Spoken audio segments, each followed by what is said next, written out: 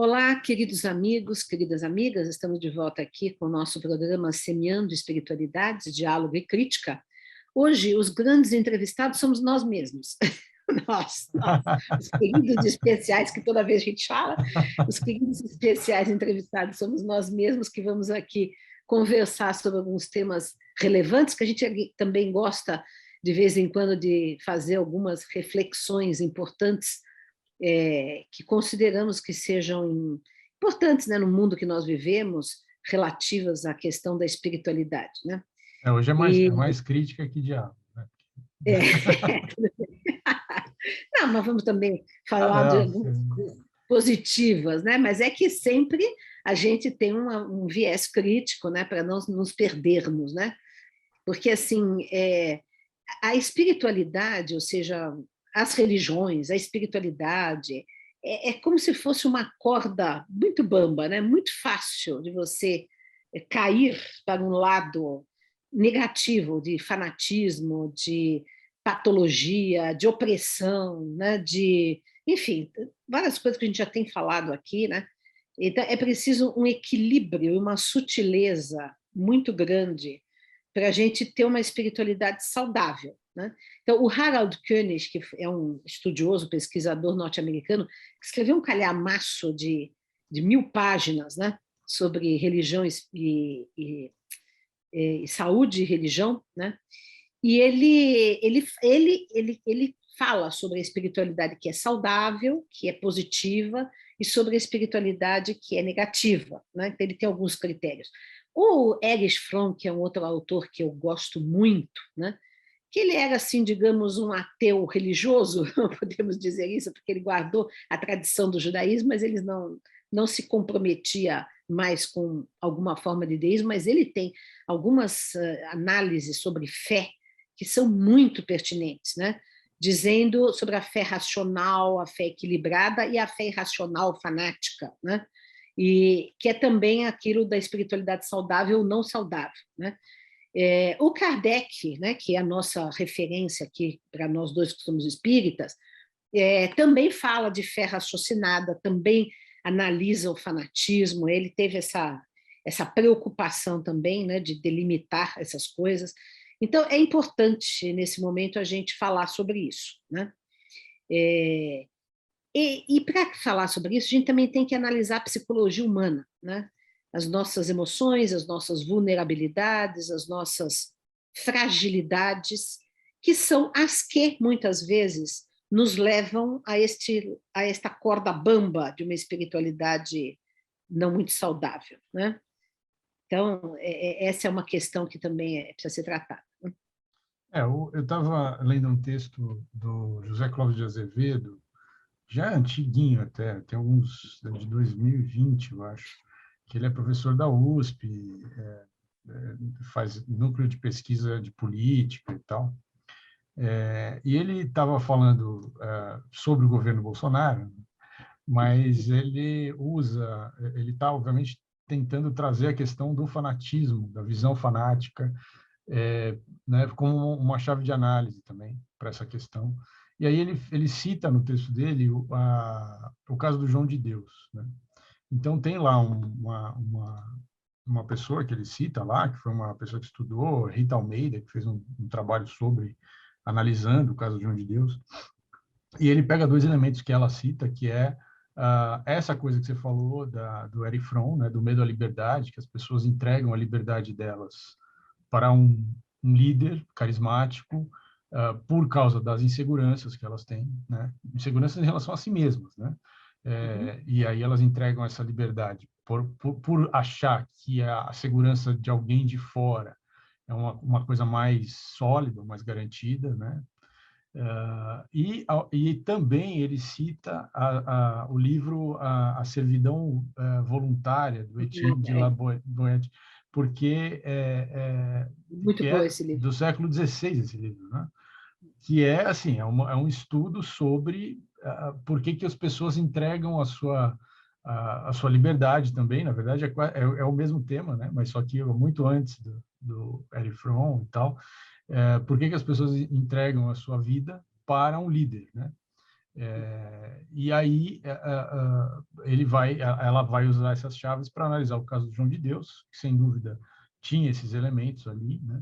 Claro, obviamente que existe a questão do desespero das pessoas, as pessoas doentes, né? Você tem essa fragilidade, né? Então você tem pessoas fragilizadas que entregam, isso é um dos elementos, a fragilidade do momento, né? Do contexto que as pessoas estão vivendo. E aí faz com que elas se entreguem para esse impulso de não acreditar em si e jogar a crença em alguém, né, num líder. Mas não é só isso, né? Eu acho que tem outros elementos também quer dizer, esse é um dos elementos fundamentais que levam ao misticismo, à religião, à espiritualidade para esse lado negativo, né? Mas tem outros, né? A respeito deste aspecto aí, a gente já poderia estabelecer um critério interessante, importante, que a espiritualidade saudável empodera o ser humano. Todos os seres humanos, não alguns privilegiados, né? Todos os seres humanos. Por exemplo, a ideia de que Jesus dizia, o reino de Deus está dentro de vós, vós sois Deus, a ideia do budismo, que nós todos somos seres búdicos, que podemos nos tornar iluminados, né? Enfim, Sócrates, que dizia que todos nós temos uma divindade interna. Então, isto já é uma característica do que é a espiritualidade saudável. Por quê?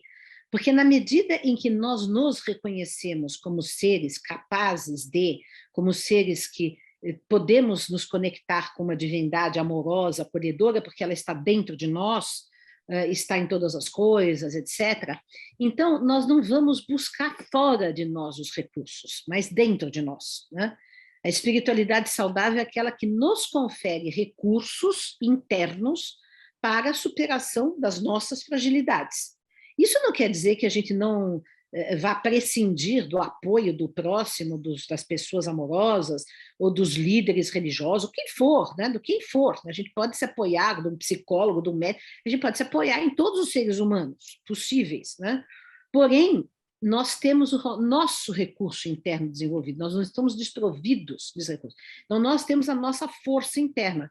Se nós nos conectarmos, por isso que dizia lá Sócrates, homem, conhece-te a ti mesmo, porque exatamente quando a gente se encontra e tem o eixo, é que a gente não se desmancha, né, diante do outro que quer nos oprimir, né? Uhum. Então, a espiritualidade saudável, ela não compactua com a opressão de ninguém com ninguém, contra ninguém, né? É essa a primeira questão. Mas tem aí também, eu acho que aí cabe entrar uma outra, porque você está colocando um antídoto, né? Então, diante de um guru, por exemplo, que não está te ajudando a ter autonomia, está alimentando a sua dependência em relação a ele, isso claramente não é uma espiritualidade saudável, né? Sim. Mas existe, ao mesmo tempo, um discurso que está muito ligado à questão de autoajuda hoje, então assim, o seu pensamento pode tudo, você tem que se empoderar, porque... Essa é a espiritualidade light, né? Mas é uma espiritualidade do individualismo, né? Que, assim, é o indivíduo contra o mundo. Então, você vai ter prosperidade, você vai ter, se você acreditar que você é capaz, ou você, sei lá. Então, por exemplo, tem desde essa coisa mais simples de autoajuda, dessa coisa, sei lá, 10 passos para você, sei lá, se conectar com a sua essência búdica, sei lá, pode ser uma coisa dessas. Ou então, pessoas que usam isso de forma mais elaborada. Então, por exemplo, esse cara sumiu, mas ainda tem muitos vídeos dele, o pessoal assiste ainda. Ele teve uma ascensão aí há uns, sei lá, 5, 6 anos atrás, depois desapareceu, mas o discurso dele ainda persiste, que é o Jordan Peterson, que é um psicólogo canadense, e ele tinha um discurso do tipo, assim, de exaltação do masculino, né? Então, de falar, os homens hoje estão muito afeminados, isso explica a decadência da sociedade ocidental, os homens precisam se reconectar com seus arquétipos de herói, não sei o quê. Então, e aí esse tipo de discurso foi comprado por esse pessoal que é incel, que é, sabe, esse pessoal de extrema direita, que é totalmente frustrado na sua masculinidade, ou na sua sexualidade, ou sei lá. E é isso, é um discurso de que as mulheres têm que ser submissas aos homens e tudo mais. Porque outra característica suspeita do que não é saudável é quando existe desigualdade entre as pessoas, né? Quando há discursos de superioridade, de submissão e de ódio a determinados grupos ou facções. Agora, a primeira questão que você levantou, muito bem posta, que é da espiritualidade da autoajuda, o que acontece nessa corrente? Acontece que há uma negação da dor, né? Há uma negação da fragilidade humana. Quer dizer, nós somos divinos, temos recursos internos, mas somos humanos, né? Temos nossas dores, nossas hesitações, etc. Então, não é uma mágica, estou divina, estou búdica, estou crística, e pronto, já não estou sofrendo mais nada. Não, não é assim.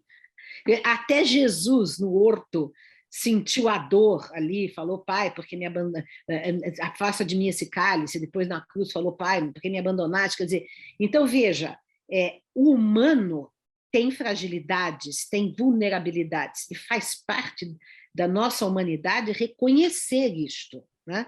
E assumir e olhar para isso, porque se nós não olharmos, a gente está botando para debaixo do tapete, né? É que nem aquele que a gente já falei sobre isso algumas vezes, né? É que como os espíritas, por exemplo, que falam que porque acreditam na vida após a morte não tem luto. Como não tem luto? Luto é uma coisa humana, né? É óbvio que todos nós temos luto, todos nós nos abalamos diante de uma notícia ruim.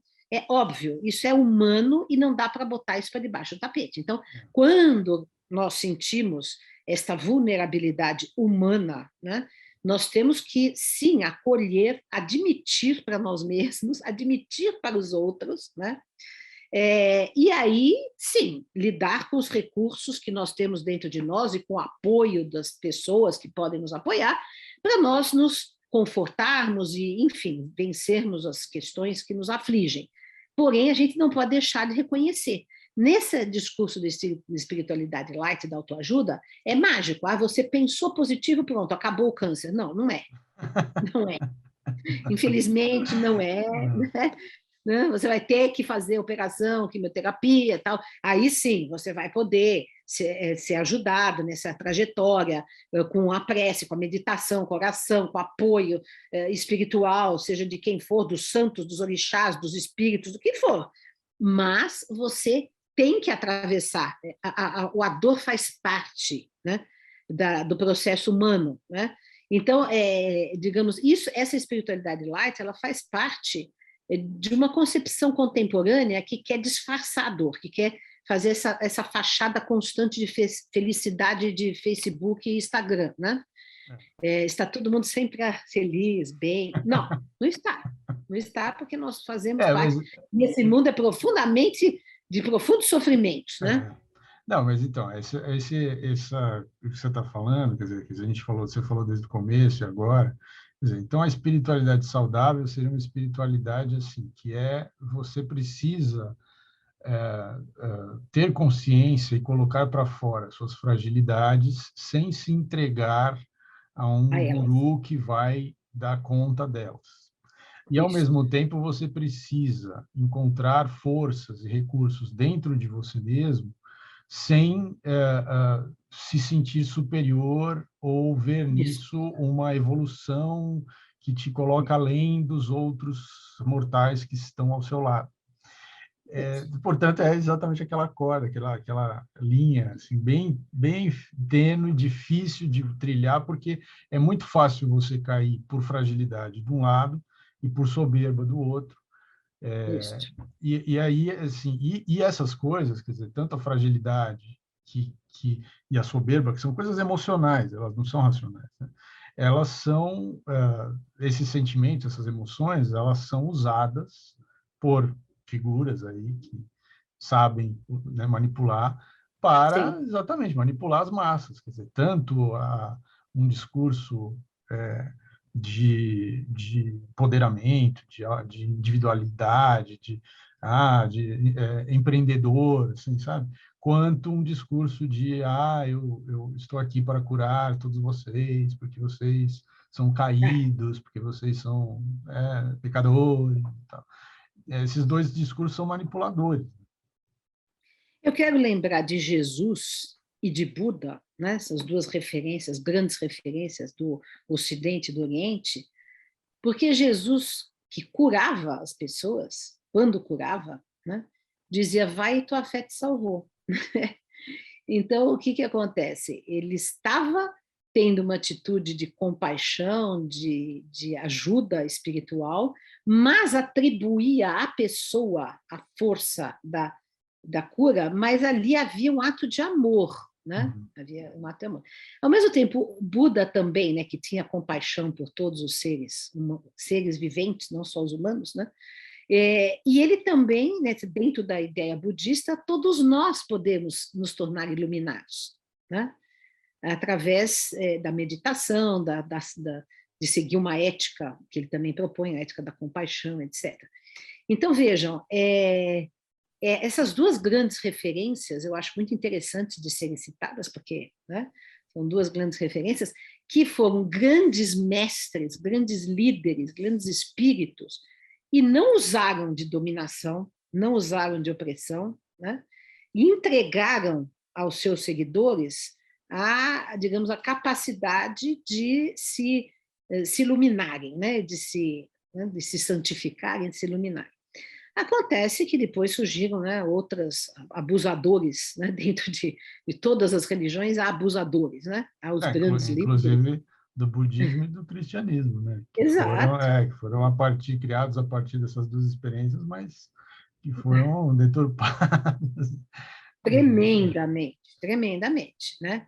Então, por exemplo, no livro do Erich Fromm, que é O Medo à Liberdade, que eu sempre costumo dizer que é um dos melhores livros que eu li na vida, né? Foi transformador para mim. Ele é muito perspicaz em ele vai estudar as origens do nazismo, e ele entende que as origens do nazismo está numa certa concepção de ser humano de Calvino, né? E também de Lutero, mais de Calvino do que de Lutero, mas também de Lutero. Por quê? Porque na medida em que Calvino coloca uma concepção de ser humano totalmente negativa, como um pecador caído, que não tem salvação, a não ser por uma intervenção da graça divina, não pode fazer esforço nenhum para se salvar, né? E só alguns poucos serão salvos. Aí se estabelece primeiro uma desigualdade essencial no ser humano e uma depreciação do ser humano profundamente enraigada, né? E que isso que depois o Erich Fromm vai dizer, isso estava arraigado no povo, né? Que depois vai seguir um líder salvacionista, né? Porque eu não valho nada, eu sou um pecador, né? Essa ideia muito depreciativa do ser humano, que é uma ideia que está arraigada no cristianismo, mas que ela não é só a única ideia do cristianismo. O cristianismo também tem a ideia que é a que Jesus colocou, do vós sois deuses, o reino de Deus está dentro da vós, podeis fazer tudo o que eu faço mais um pouco, se tiverdes fé, como um grão de mostarda, etc. Jesus deu esta mensagem. Mas, a partir de Paulo, de Agostinho e etc., a mensagem foi outra, né? Nós somos pecadores, nós precisamos de um salvador, etc. e tal. Então, isso ficou muito marcado, né? E é isso que ainda alimenta essa baixa autoestima das pessoas. Fora a educação, né? A educação que desempodera as pessoas, né? A educação ela é opressora, o modo de educar até hoje é um cala-boca, ficar quieto, é obediência, passividade. Então, tudo isso faz com que as pessoas não confiem em si mesmas, não tenham espírito crítico e possam se entregar a qualquer pseudo-liderança política, religiosa, né, filosófica, o que for, né? Tinha uma outra também reportagem que eu li na revista Jacobin, que é uma revista de esquerda, marxista e tal. Eles estavam falando é uma entrevista com um cara que escreveu um livro que chama Hitler's Monsters, Os Monstros de Hitler. Então, ele está fazendo uma análise sobre a relação entre misticismo e o nazismo. E aí ele fala ali algumas coisas que tem a ver com o que você está citando, que assim uma parte considerável dos protestantes votavam no Partido Nazista, eram adeptos dessas ideias, mas os cristãos, os católicos, no caso, nem tanto, né? Eram menos católicos que apoiavam essa ideia. E Se bem quanto que mais conta, tem aí algumas narrativas que parece que o Papa abrigou os nazistas naquela época, né? não, Não sei. mas assim, dentro da Alemanha, daquela Ah, Alemanha, sim. quer dizer, a maior parte dos apoiadores era protestante, a maior parte dos apoiadores também era das áreas rurais, né? Que estão mais ligados a essa depreciação do ser humano, da visão protestante e de um misticismo ah, Mágico. da tradição, né? Mágico e tal. Então, o pessoal urbano, que era trabalhador de fábrica, tal, eles não achavam tão interessante essa ideia, mas o pessoal que era rural, que era mais ligado à tradição, achava, né? Então, é interessante que tem paralelos com o Brasil de 2022, né? Porque, de fato, é isso, quer dizer, esse pensamento muito depreciante do ser humano, ele leva a soluções mágicas, porque aí para você poder superar essa depreciação, ou você abandona a religião, né, e abraça o niilismo e fala, então a vida nada tem sentido mesmo, a gente tem que assumir que não tem sentido e tudo bem, ou que seria o Freud, ou Nietzsche. o Nietzsche, ou Lacan, ou esse tipo de pensamento, ou então você abraça o pensamento mágico totalmente. Então, eu ponho aquele adesivo no carro, propriedade de Jesus, que não faz sentido, mas é um pensamento mágico. Assim, você começa a concretizar magicamente as coisas do seu dia a dia a partir desse raciocínio. E aí você é uma pessoa que está muito mais aberta a comprar narrativas mágicas, né? Então, porque chegou o nosso Messias, por exemplo, que não é uma metáfora, infelizmente, poderia, né, seria melhor se fosse uma metáfora, mas não é uma metáfora atualmente no Brasil. O nosso Messias que vai salvar o país. E a pessoa compra, ela não enxerga mais nada. Aquilo passa a ser uma coisa, tem uma força esse discurso, que por causa toda essa construção, é uma construção, né? É.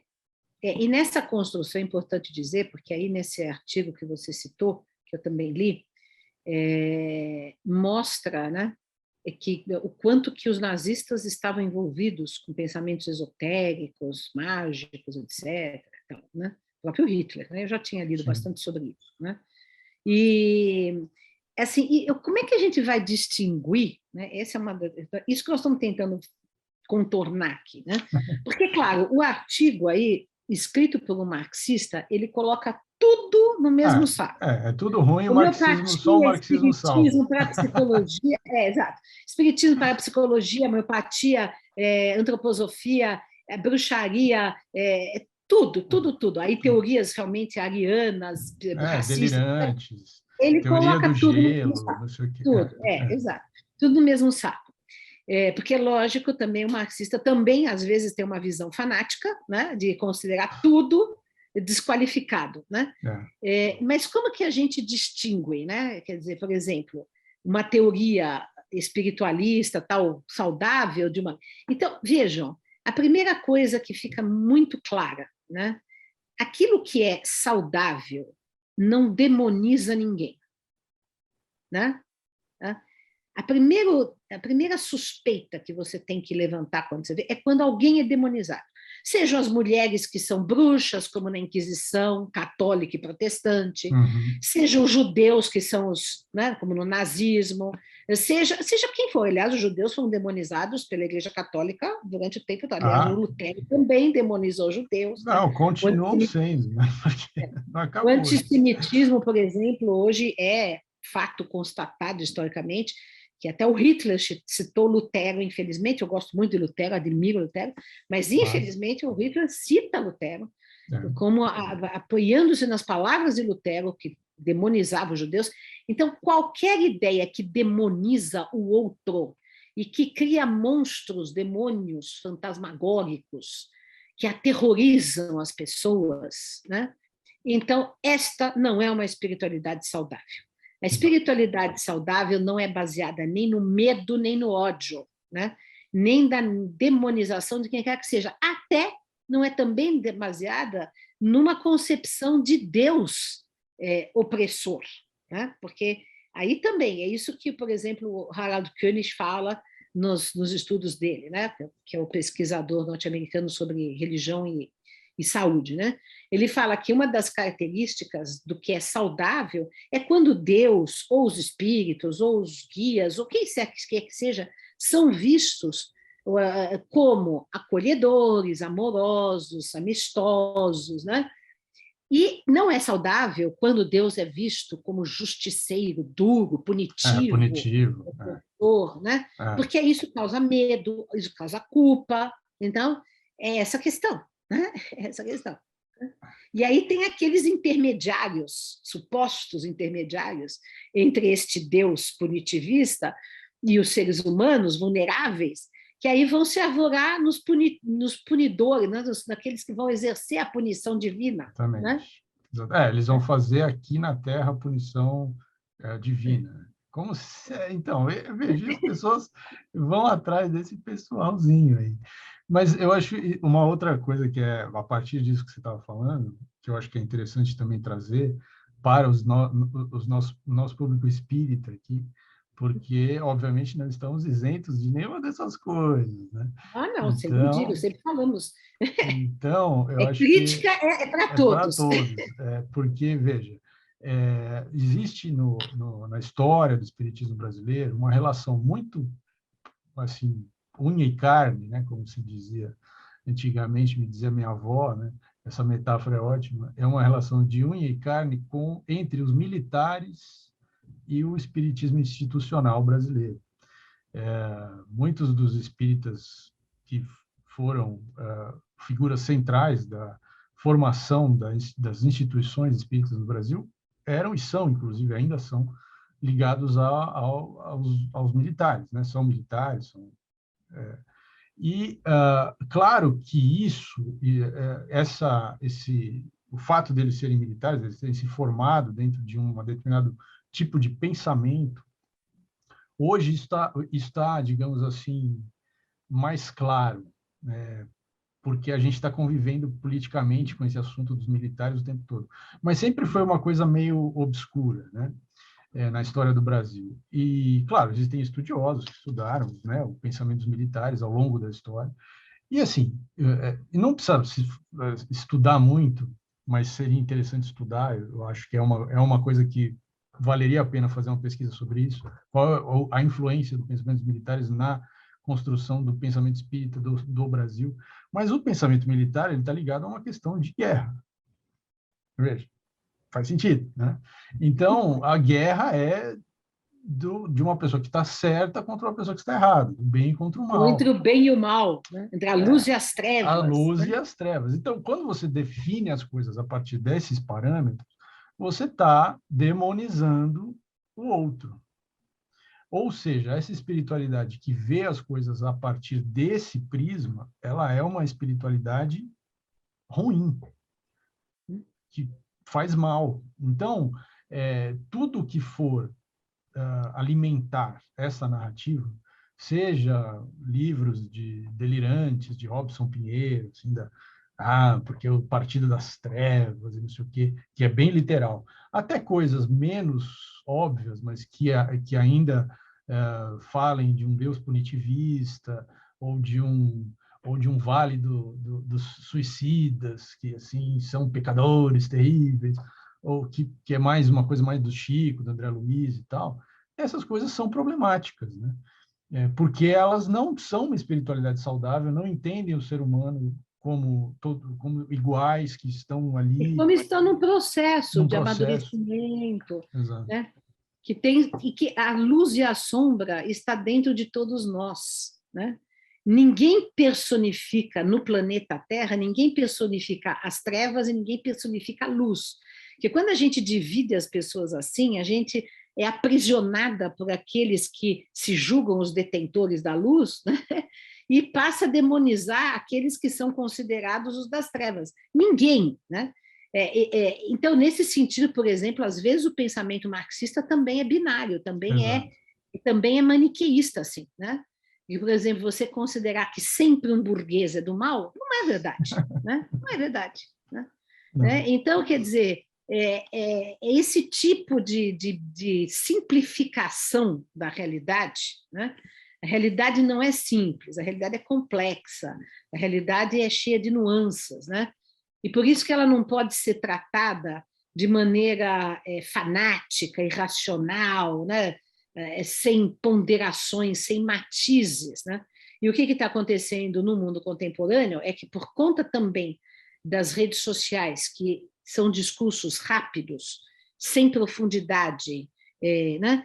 Acaba-se assim, tornando-se um discurso generalista, né, em todos os sentidos, né, em todos os sentidos, em que você não tem mais ponderações, você não tem mais, digamos, não tem análise. nuance, não tem nuance. É ou não é? Só Ou tem essas você duas é opções. do mal absoluto, ou você... Então, eu tenho que fazer adesões emocionais, eu não posso mais debater ideias com profundidade, com ponderações, né? Porque, e assim, ou tem que aderir a determinadas cartilhas de um lado ou de outro, né? E também uma pressão porque as pessoas mais jovens, obviamente, mas que estão online o tempo todo, de ter que se posicionar sobre tudo que acontece. Então, acontece uma coisa, você é a favor ou contra? Veja, não é assim, porque depois de 2 minutos vai acontecer outra coisa que vai desmentir aquela primeira coisa, e você já se posicionou, aí você vai ter que se retratar. E, gente, é uma loucura, não dá para viver desse jeito. Mas as pessoas estão vivendo desse jeito. Um exemplo claro e objetivo desse assunto, desse que nós estamos falando, é a questão da guerra da Ucrânia, né? Quer dizer, então, por exemplo, teve uma ala da esquerda que ficou radicalmente a favor do Putin, né? E outras alas, né, de direita, ou meio esquerda, ou centro, né, que ficaram radicalmente a favor da Ucrânia, né? Ou seja, as coisas têm nuances, né? Tem história, né? Você tem que analisar tudo, né? Então, por exemplo, uma pessoa de esquerda ser totalmente a favor do Putin é uma irracionalidade total, porque o Putin nem de esquerda é, né? Ele é um czar, né?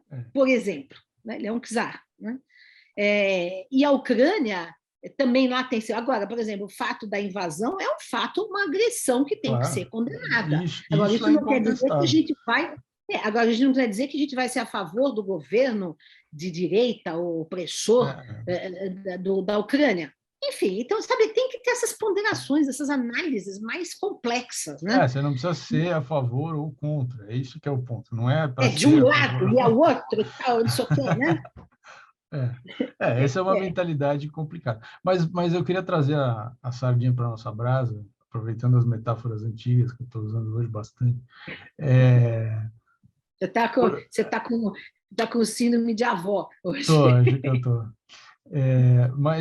Porque eu acho que tem um ponto aí que ajuda a gente a fazer essa análise crítica mais profunda e mais minuciosa, e entender as coisas com a sua complexidade e tal, que é a visão educacional. Porque, então, isso é um ponto essencial. Porque quando você entende o ser humano como um ser que está num processo de educação, de autoeducação, mas de educação, né, coletiva também. De maturação, né? E você começa a estudar o desenvolvimento infantil, você começa a estudar os pensadores que pensaram a educação, Rousseau, por exemplo, que via o ser humano de forma positiva, né? Isso mostra que assim que é possível, a partir dessa compreensão sobre o desenvolvimento humano, de como se dá o desenvolvimento humano. Não, a gente está falando aqui, obviamente, de aspectos não só físicos, né? Está falando de aspectos espirituais, mas também, se a gente for olhar só para o físico e o psíquico, o ser humano como um ser de possibilidades positivas, né? Isso.